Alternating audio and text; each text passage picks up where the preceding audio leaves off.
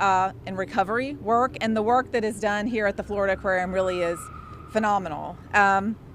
So I am particularly pleased also, beyond being here myself, I'm particularly pleased that we have with us our Associate Deputy Administrator, Doug Benavento. It is always, for me, incredibly a privilege to have one of our senior leaders from DC come into the region to see the good work that is done. It's particularly exciting to bring Doug here to see the great work that's done in the Tampa area for coral restoration, for water quality restoration, for seagrass restoration, because you really are leaders. We are also very honored to have with us Florida Department of Environmental Protection Secretary Noah Valenstein, who is truly a wonderful partner when it comes to restoration and conservation. So I am now going to introduce and turn this to our Associate Deputy Administrator, Doug Benevento. We at EPA are very fortunate to have Doug as our Associate Deputy Administrator and as our nominee to be the Deputy Administrator for the agency. Doug has over 15 years of public service experience. He was, prior to becoming Associate Deputy Administrator, Doug served as the Regional Administrator for Region 8, which is based out of Colorado, is our agency's mountain office. Before that, he served as Director of Environmental Programs at the Colorado Department of Public Health and Environment. Doug is an attorney with experience in both private practice and corporate work, and so we are very grateful for Doug's leadership at EPA and his interest in our work here in the Southeast. And so I will turn this to Doug. Thanks, Mary. This has really been exciting to be here, and it's really exciting to see the work that's done. First, I think people should know what a great advocate Florida has in Secretary Valenstein and Governor DeSantis. They were insistent that, I come down and find out the great work that this institution is doing on coral recovery, on seagrass, and in other areas. And I can say that you may have undersold it a little bit. The great work that they're doing is notable, and I'm grateful that we play a small part in helping it go on. I'm so pleased to see to have the chance to see in person the great work that is going on here in coral restoration. The precedent-setting work is truly impressive and is of utmost importance to us and our state and local partners. EPA has prioritized restoration work during this administration, and since 2017 has provided $2.3 million for coral research on the Florida Reef Tract. In fact, our funding for the restoration work through the South Florida Geographic Initiative has greatly increased, more than doubling from FY 19-20 from $1.5 million to $4.8 million. In FY20, $1 million of this important funding will support coral reef health by issuing grants to develop techniques to treat or mitigate coral disease, propagate coral species, research coral with natural disease resilience, and support on-the-ground coral restoration projects. In addition, to the coral work, EPA programs such as our National Estuary program also fund and invest in water quality and seagrass monitoring and restoration. I know that here locally in Tampa Bay there have been notable achievements in seagrass coverage. As Tampa Bay continues to support more seagrass today than it did in the 1950s, which is truly remarkable given that the estuary has seen a population boom of 2.5 million people in that time frame. And so the EPA is proud to make these investments here in Florida, recognizing the importance of water quality restoration and that protecting your globally rich resources goes hand in hand with protecting your local economies. And again, I want to emphasize, you can read about this stuff, but coming down and seeing it in person, and frankly, seeing the enthusiasm of the staff and the people that work in this area is really contagious. It really makes you want to go back and see what can we do to continue to advance this important work. And I think it's important for the people of Tampa to know that they not only have a really, really great aquarium. As a matter of fact, I was warned when I came down, it is the Florida Aquarium, and so I noted that.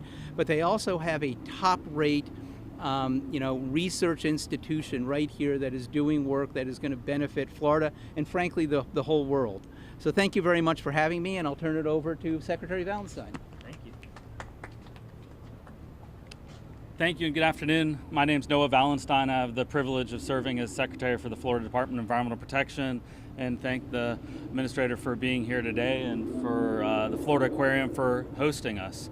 In 1990, Congress authorized the Tampa Bay Estuary Program, and it was a partnership led by EPA with local buy-in and also buy-in from Department of Environmental Protection. And as Doug mentioned, the goal was to recover the health of the bay. At the time, seagrass coverage was sparse, and the goal, which seemed audacious at the time, was to get to pre-1950s levels of seagrass coverage in the bay.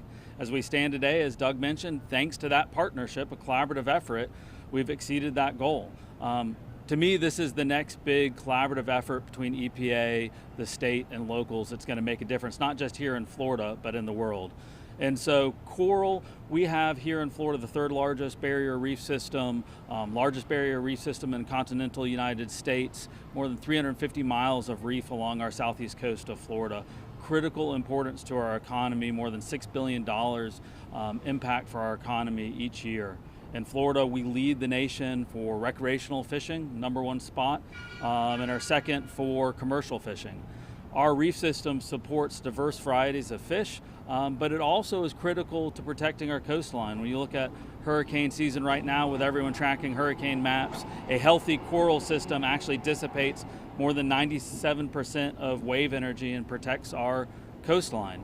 And so the question is, what can we do more to protect our coral system here in Florida, which is experiencing a disease outbreak and experiencing stressors that many other reef systems around the world are also experiencing.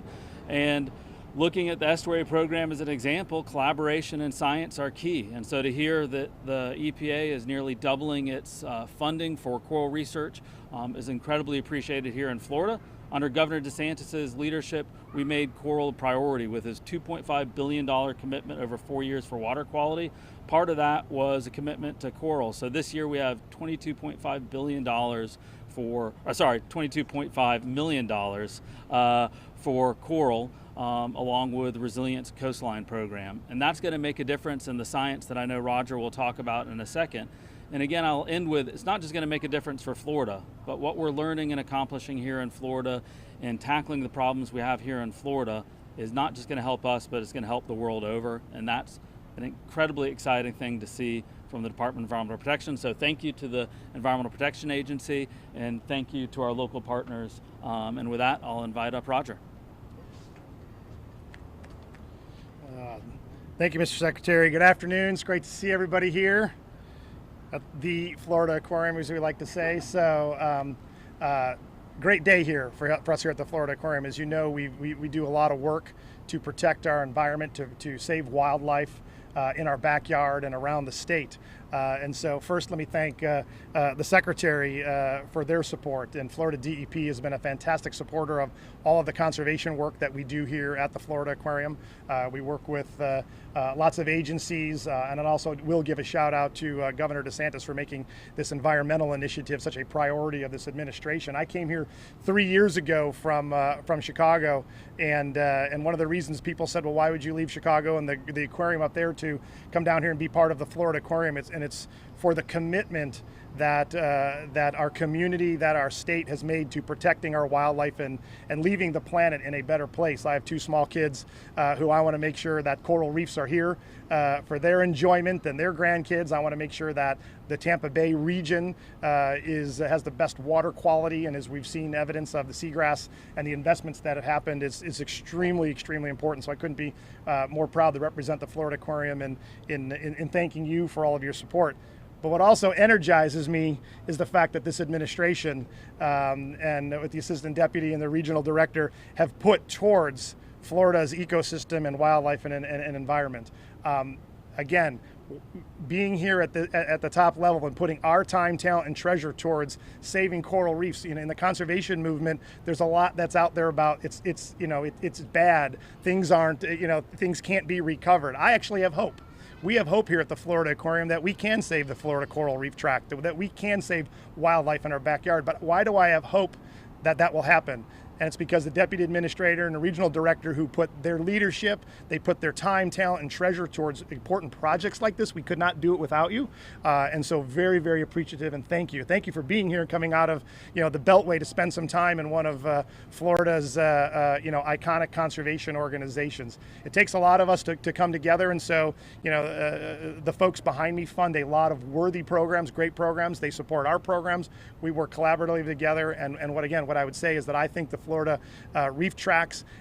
Future is bright because of the folks behind us, the leadership, the investments, and I also think it's bright because of folks like our team here, our coral scientists who are doing amazing work right here in Tampa Bay to save coral reefs. And so it's an exciting day to have you come down and join us. It's exciting to learn again of new initiatives of support for our environment. It is a top priority, and can't thank you enough. So with that, I will turn it over to questions from anybody about what maybe the folks saw here today and some of our commitments.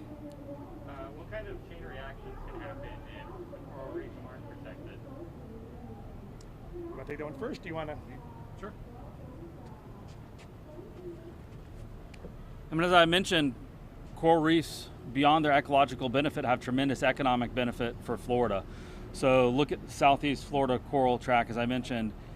If that disease event or stressors is allowed to continue and we don't do what we're doing today, which is come up with the scientific know-how, take it head on, come up with solutions to make sure our reef track is resilient for future generations, it ends up degrading, and you don't have that protection from coastal storms and wave actions, which means hundreds of millions of dollars of impacts. Our coral reef system is our first line of defense from hurricanes and rising sea levels, bar none. Next, it drives, again, our recreational fishing industry. People come to Tampa, Miami to fish and enjoy our waters. We wouldn't have that without healthy seagrass beds and healthy coral systems.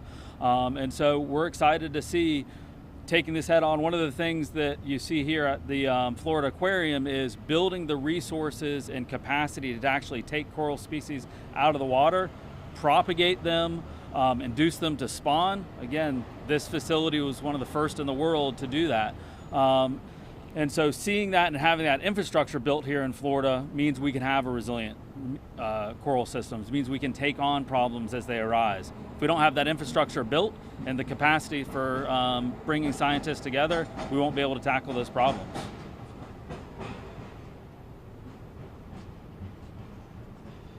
Any other questions? With that, thank y'all for coming out. Really appreciate the attention for an important issue, and thank the administrator for coming out. Thank you. Thank you. Thank you all. Thank you for having us. Oh my gosh, thank you. This is really great. I learned stuff. This is a good day. Thank you. Doing the bumps. Cameras rolling. You never know who's doing what. Sir, Good to see you. Yeah, This was fantastic. I do want. This Oh. was really cool. Thank Yeah. you. This is